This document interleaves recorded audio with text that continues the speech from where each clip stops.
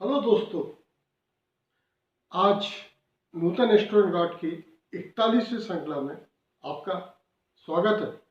मित्रों, आज मैं आपको ये बताऊंगा भक्ति में बुद्धि का क्या महत्व है।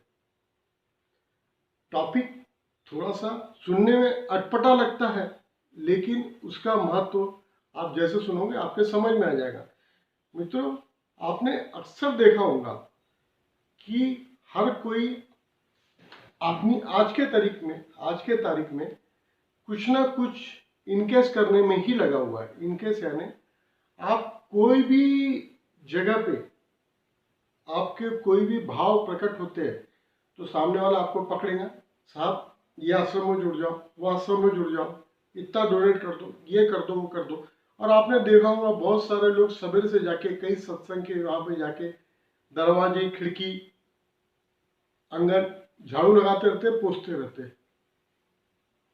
अब मेरे को आप ये बताइए, आप सब पढ़े लिखे लोग हो, मैं इसलिए आपको कई बार बताता हूँ, मैंने पिछले एपिसोड में मैंने आपको यही बोला कि इस टाइप के गुरु लोगों से आप सावधान रहो। खासकर कनफुकुआ गुरु से सावधान होने के लिए जो मैंने बीच में एक श्रृंखला में बोला मैंने, उसमें मैं पहली बात तो मैं आपसे ये माफी चाहता हूँ। हो सकता है कि आप सही में कोई अच्छे स्थान में जुड़े हो, बिल्कुल साहब जुड़े रहिए, सतत रहिए। जो भी व्यक्तित्व आपको ईश्वर की तरफ आपका मुंह मोड़े, ईश्वर की तरफ आपकी लगन बढ़ाए, वो व्यक्ति गुरु है। अब इसके बाद यह अलग है कि उसकी काबिलियत के तौर पे कुछ बातें जो उसमें होना चाहिए, जरूरी नहीं है कि वो रहे, लेकिन फिर भी सही तरह से ईश्वर का सुमरन जाप करने वाला इंसान एक समय के बाद अपने आप स्थूल शरीर से सूक्ष्म शरीर के अंदर प्रवेश करने की ईश्वर कृपा पा जाता है। सूक्ष्म शरीर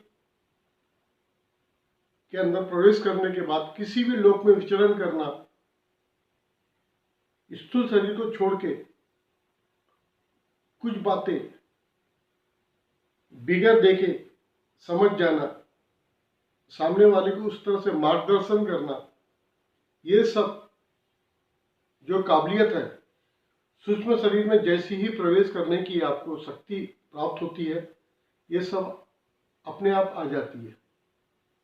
इसलिए कई बार मैं बोला हूं कि आप कहीं गलत जगह फंस रहे हो तो आप ना फंसे, नहीं तो आप ईश्वर की तरफ जाने की बात तो छोड़िए, आप एक गलत ट्रैक पे चले जाएंगे और आपका जीवन फालतू समय में फालतू चीजों को करने में ही व्यर्थ हो जाएगा, व्यर्थ चले जाएगा।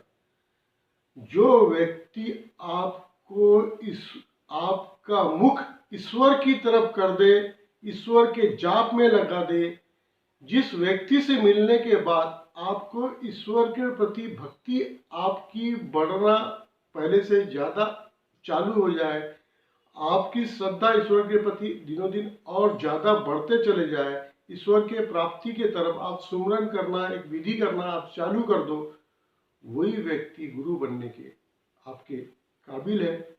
यही मेरा बोलना था। मेरा ये बोलना नहीं है कि आप किसी व्यक्ति से जुड़े हो और वो सही हो, भले वो व्यक्ति यदि काबिल है और वो आपके कान फूक के आपको गुरु मंत्र दीक्षा दी है, आप बिल्कुल उससे जुड़े रहो। लेकिन सिर्फ किसी का चोला, किसी का पहनावा देख के नहीं साहब, और इतने बड़े मंदिर में वो पुजारी है, ये है, वो है, ये सब देख के आप उससे जुड़ के और आप सही दिशा में यदि नहीं जा पा रहे हो तो मेरी आपसे विनती है, आप उसको हाथ जोड़ के साइड हो जाओ। और कुछ नहीं कर सकते तो ईश्वर को जिस रूप में आप समझते हो, आपको अच्छा लगता है, उसी रूप में आप उसका सुमरन एकांत में बैठ के 10 मिनट से आधे घंटे के बीच में करना चालू करो। बात की दिशा आपको अपने आप ईश्वर देते चले जाएंगे। यही मेरा बोलना है।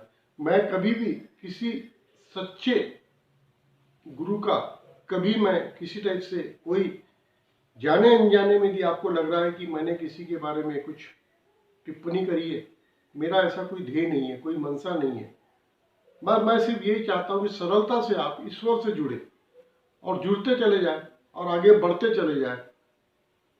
जैसे मैं आपको जब भी आपको मैं कुछ बातें बताता हूँ तो मेरी सिर्फ एक ही मंशा रहती है कि आप सुमरन स्मरण में आप लगो और उसमें आप बढ़ते चले जाओ।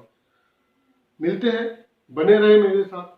मेरा यदि आप चैनल अभी तक आपने सब्सक्राइब नहीं किया है तो जल्दी करें और दोस्तों को शेयर करवाएं ताकि दूसरे लोग भी इसका मेरे नॉलेज का कुछ फायदा ले सके। यही मेरे को आज बोलना है कि बुद्धि लगा के यदि आप चलोगे तो अपने आप बाद में आपको जहाँ भाव लगाना है, जहाँ श्रद्धा लगाना है, आप जुड़ोगे। सबसे पहले बुद्धिहीन नर मुझे पावत नहीं, ये ईश्वर का प्रति बोला हुआ एक कहीं लाइन मैंने सुनी थी और ये एकदम सही है कि साफ सबसे पहले तो आपको बुद्धि लगाना है। यदि आप गलत जगह जुड़ जाओगे तो फिर आप कहीं कुछ नहीं पाओगे। मिलते हैं, सतत मेरे साथ बने रहे, मेरे चैनल के साथ बने रहे।